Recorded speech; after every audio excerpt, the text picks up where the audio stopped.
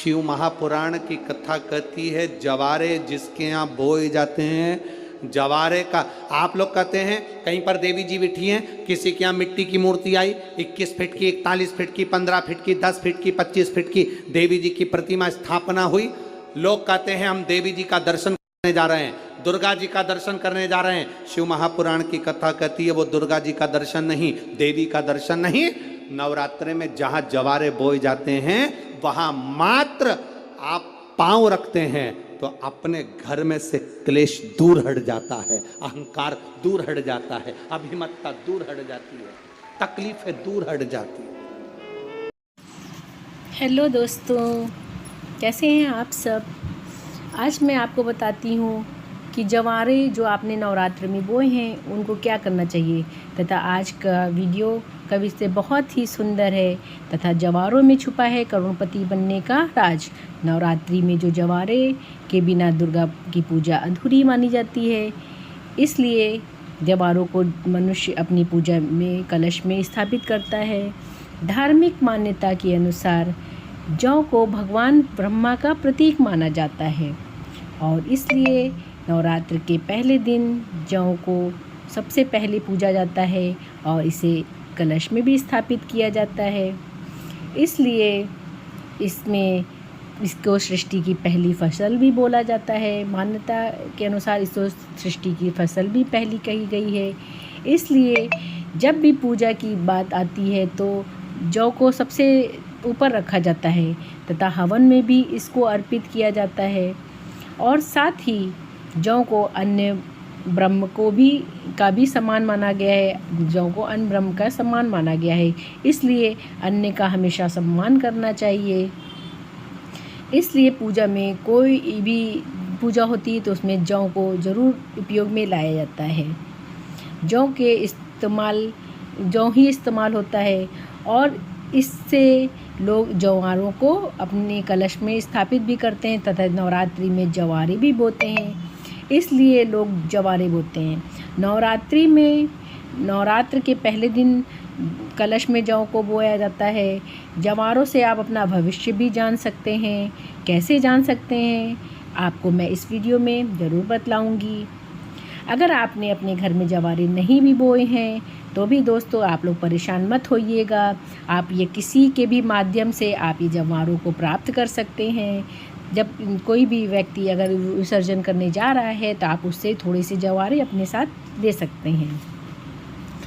और इसमें आपको जवारों से क्या सफलता मिलनी है या नुकसान होना है ये भी मैं आपको बताती हूँ।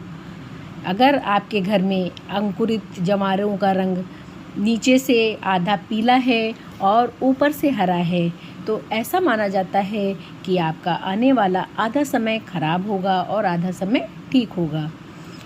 और अगर आपके घर में जवारों का रंग सफ़ेद है और हरे रंग का है तो यह शुभ संकेत है। आपके घर में खुशियाँ आने वाली हैं, आपकी पूजा सफल मानी जाती है और आपके घर में खुशी और उल्लास का माहौल होने वाला है। इससे तो ये आपके लिए खुशियों का प्रतीक है। और अगर आपके घर में जवारों का रंग पीला है, पड़ गया है और वो सूख गई है, सूख कर झड़ रही है तो ऐसा माना जाता है कि यह अशुभ संकेत है। जवारों का पीला पड़ जाना, झड़ना या अशुभ संकेत माना जाता है।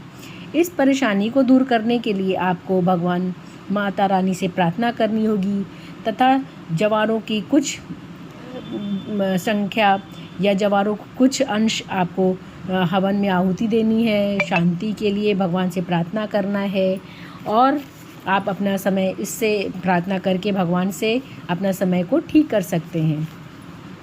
चलिए अब आगे बात उठती है कि जवारों को क्या किया जाए, इसे घर में रखा जाए या विसर्जन कर दिया जाए। तो धार्मिक मान्यता कहती है कि जवारों को अपने घर में रखा जाता है, लेकिन इसका एक घर में रखना तो शुभ है, लेकिन इसको एक विसर्जित करने का एक समय निर्धारित किया गया है, जिसमें जैसे नवरात्रि में आप जवारे बोते हैं तो उसको अच्छे से आप उसकी सेवा करते हैं, लेकिन जब उसका समय निर्धारित हुआ है तो आप उसको विसर्जन भी करते हैं। इस निर्धारित समय पे आपको जवारों की सेवा करके इसको विसर्जित कर देना चाहिए, क्योंकि शक्ति को शक्ति के साथ मिलाना जरूरी है। जल को गंगा की शक्ति कहा जाता है और जवारों को श्री शक्ति मतलब माता लक्ष्मी की शक्ति, दुर्गा की शक्ति या दुर्गा की शक्ति का प्रतीक है। दोस्तों, आप इस वीडियो को पूरा देखिएगा। अगर आपने थोड़ा सा भी ये वीडियो मिस कर दिया तो आपकी ज़िंदगी भर गरीब ही रह जाएंगे। इसलिए इस वीडियो को पूरा देखिएगा और हमारे चैनल को लाइक और सब्सक्राइब ज़रूर कर दीजिएगा, जिससे आने वाली सारी वीडियोस आप तक पहुंचते रहें।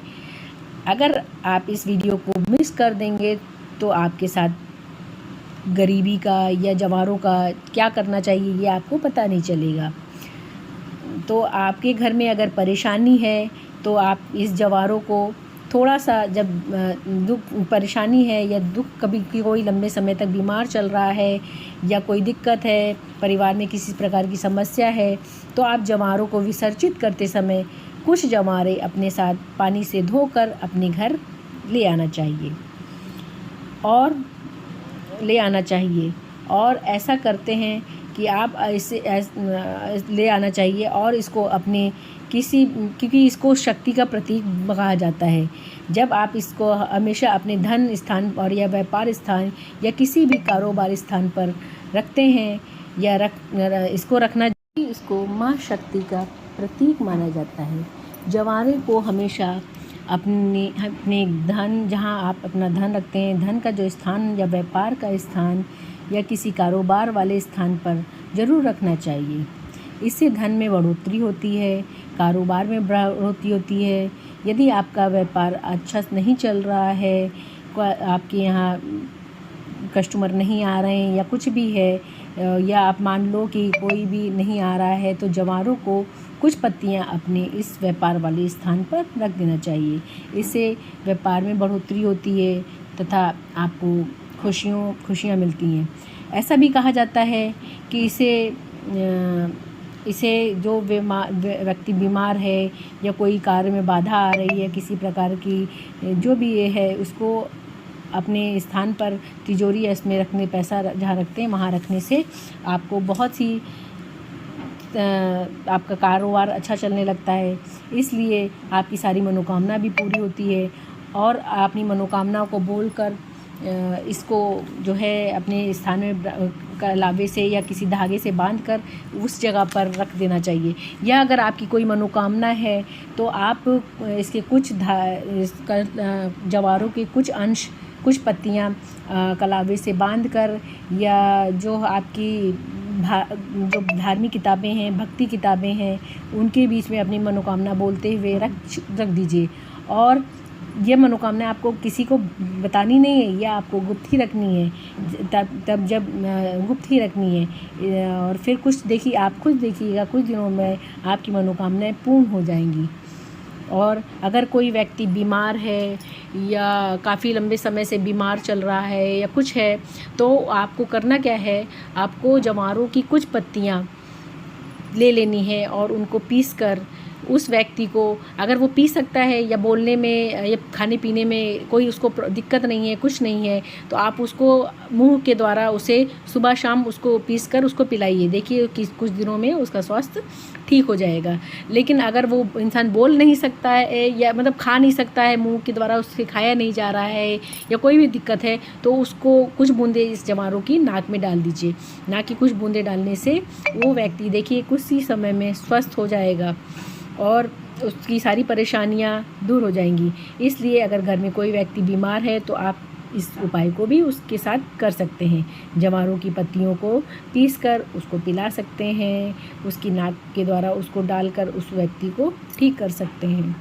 आप ये सभी उपाय करके अपने घर की गरीबी, व्यापार नहीं चल रहा है या कोई भी परेशानी है, कोई कष्ट है, कोई बीमार है, परेशान है, तो इस वीडियो में को देखकर आप उन सब चीज़ों का हल निकाल सकते हैं। तथा जवारे जो है सुख शांति का प्रतीक है, घर में खुशियों का प्रतीक है और इसलिए हर मनुष्य को अपने घर में नवरात्र में जवारे अवश्य बोना चाहिए, ताकि वो अपना आने वाला भविष्य इन जवारों के द्वारा देख सकें।